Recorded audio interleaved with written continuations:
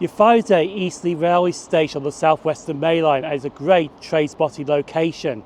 And today's video is going to be a direct route to Fareham, as we call it 2 stations between Eastleigh and Fareham.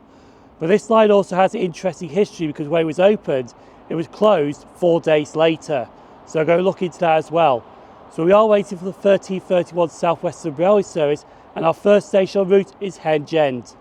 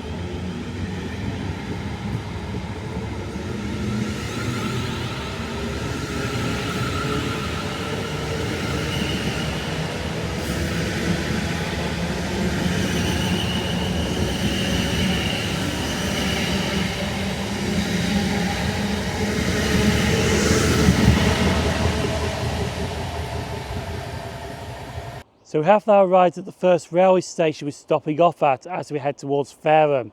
This is Hedge End. And yes, at Eastleigh it did say Henge End, and that is mispronounced. I do apologise. I was literally trying to get the intro done quickly. But this railway station is not really much to talk about, to be honest. It does have 2 platforms.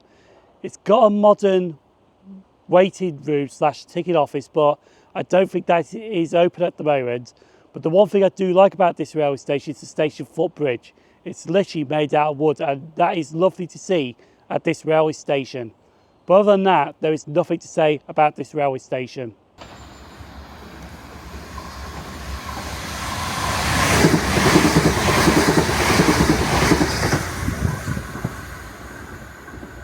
Well, I was interested to see that Gatwick Express Class 387 electric multi-unit passing through Hedge End station.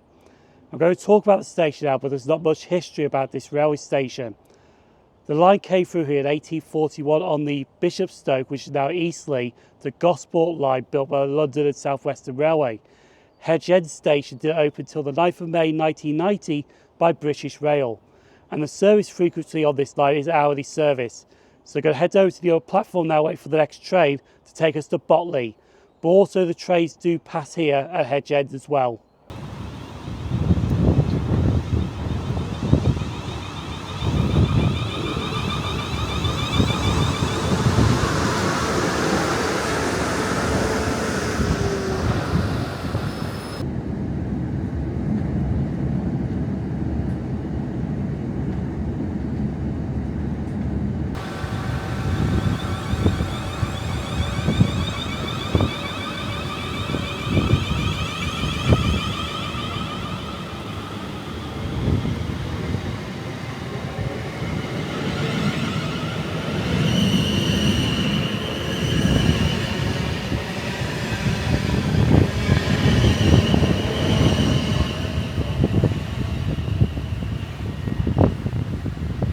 So we have now made it to the penultimate station we're stopping off at as we head towards Fareham.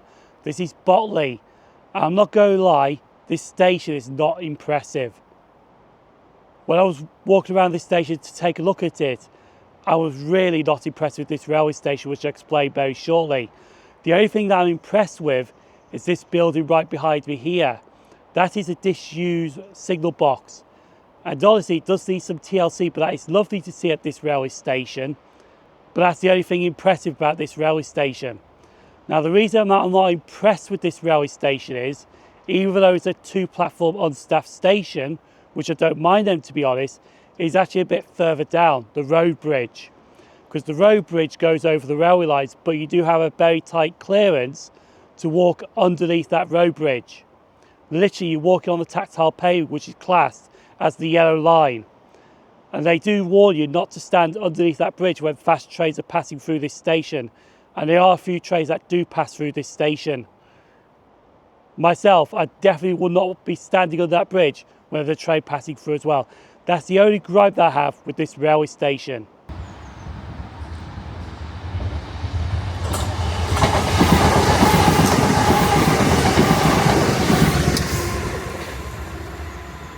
So those Class 387 EMUs are actually in service.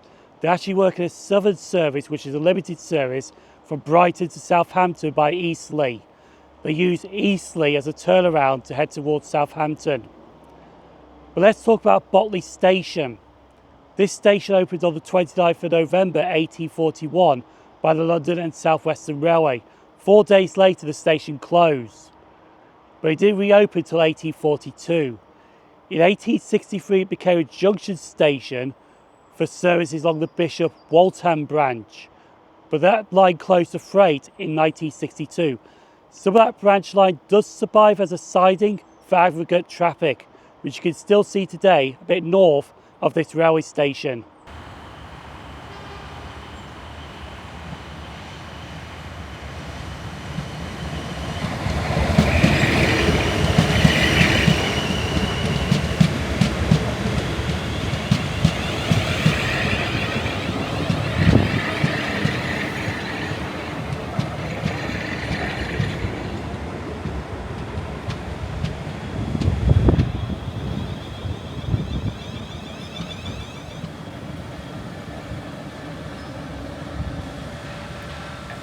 So also at Botley Station it does have a disused platform. I think that was for services towards Bishop Waltham, but I'm not too sure on that one. Now the reason I did say this line closed 4 days after it opened is because the line was actually built by the company of Thomas Brassey. But when they got to the Fareham tunnel, there was concerns about the stability of that tunnel. So they literally had to close the line 4 days later to work on the Fareham tunnel. And it didn't reopen until February 1842. And also I was planning to do this video in 2024 when I went here last year, but I ended up having to do videos from Romsey to Salisbury and then chase the 158 from Romsey to Southampton. Because during the 5 days they actually had engineering work on the Fareham tunnel to keep it stabled, because this line can be prone to landslips and landslides. So I was meant to do this video in 2024, but I didn't, so this is why I'm doing the video in 2025 instead. So we're now waiting for the 1541 South Western Railway service to Fareham. This carries on to Portsmouth Harbour, but Fareham is the station we're going to next.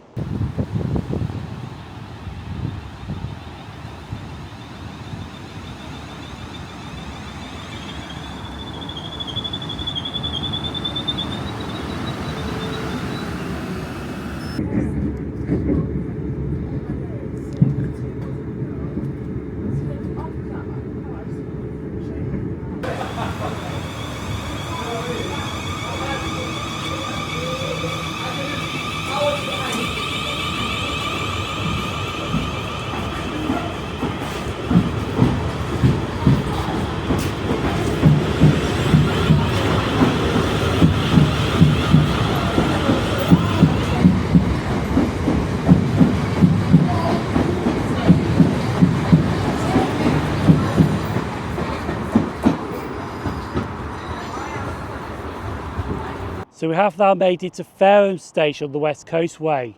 If you're a modern rail enthusiast, there's a layout called Collingwood, and Collingwood is actually based on Fareham Station, and honestly it's a lovely modern railway layout. Fareham is also the junction station for services towards Southampton Central via Hamble, Bitton, and joins the South Western Main Line at St Denny's. But travelling from Eastleigh to Fareham today, it's a lovely little line. I do recommend travelling on that line, even though it's got an hourly service. Or you can just go for it at speed on a southern service. But when I did Salisbury to Romsey last year, that video is popping up on screen right now if you want to give that a click. The people on screen now YouTube channel as Patreon supporters. Thank you for supporting the channel. I've been SimonTrains, and I hope to see you at the next railway station so we can embark on a new journey together. Thanks for watching.